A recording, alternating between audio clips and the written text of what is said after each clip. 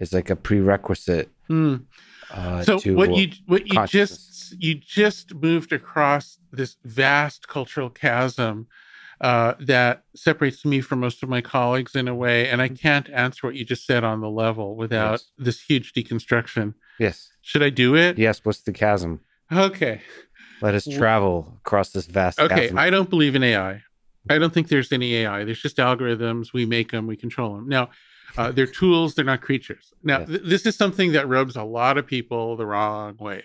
And Interesting. don't I know it? When I was young, my main mentor was Marvin Minsky, who's the principal author of the computer as creature rhetoric that we still use. He was the first person to have the idea at all, but he certainly populated the AI culture with most of its tropes, I would say, because a lot of the stuff people will say, "Oh, did you hear this new idea about AI?" And I'm like, "Yeah, I heard it in 1978. Sure, yeah, I remember that."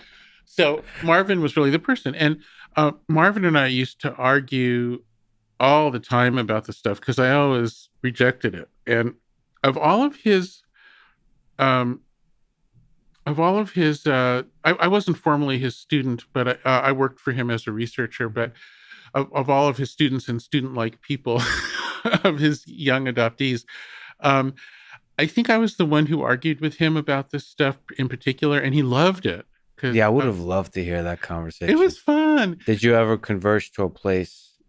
Oh, no. So the very last time I saw him, he was quite frail, and I was in Boston, and I was going to the old house in Brookline, his amazing house. And one of our mutual friends said, "Hey, listen, Marvin's so frail. Don't do the argument with him. Don't argue about AI, Yeah. you know." And so I said, "But Marvin loves that." And so I showed up, and he's like, he was frail. He looked up and he said, "Are you ready to argue?" I love it. He's such an amazing person for that. So it's hard to summarize this because it's decades of stuff. The first thing to say is that nobody can claim absolute knowledge about whether somebody or something else is conscious or not. This is all a matter of faith. And in fact, I think the whole idea of faith needs to be updated. So it's not about God, but it's just about stuff in the universe. We have faith in each other being conscious.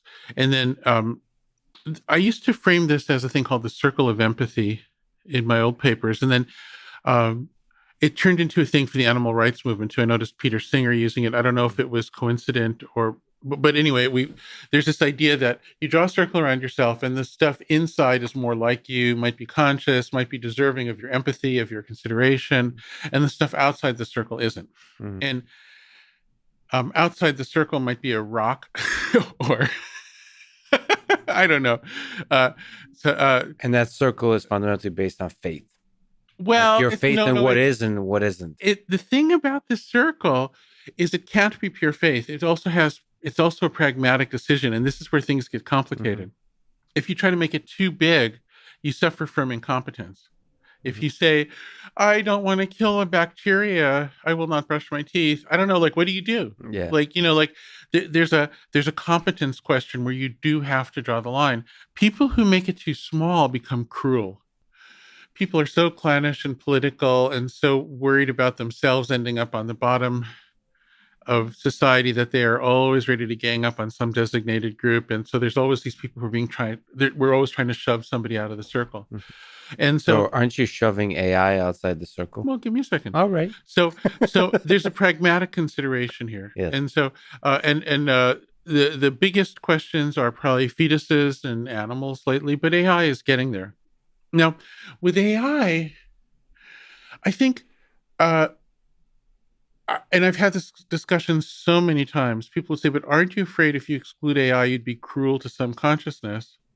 And then I would say, well, if you include AI, you make yourself, you exclude yourself from being able to be a good engineer or designer. And so you're facing incompetence immediately. So, like, I really think we need to subordinate algorithms and be much more skeptical of them. Your intuition, you speak about this brilliantly with social media, how things can go wrong. Isn't it possible to design systems that show compassion, not to manipulate you, but give you control and make your life better if you so choose to. Like grow together with systems, and the way we grow with dogs and cats, with pets, with significant others, in that way, they grow to become better people. I don't understand why that's fundamentally not possible. You're saying oftentimes you get into trouble by thinking you know what's good for Well, people. look, there's this question of what frame we're speaking in. Do you know who Alan Watts was? Mhm.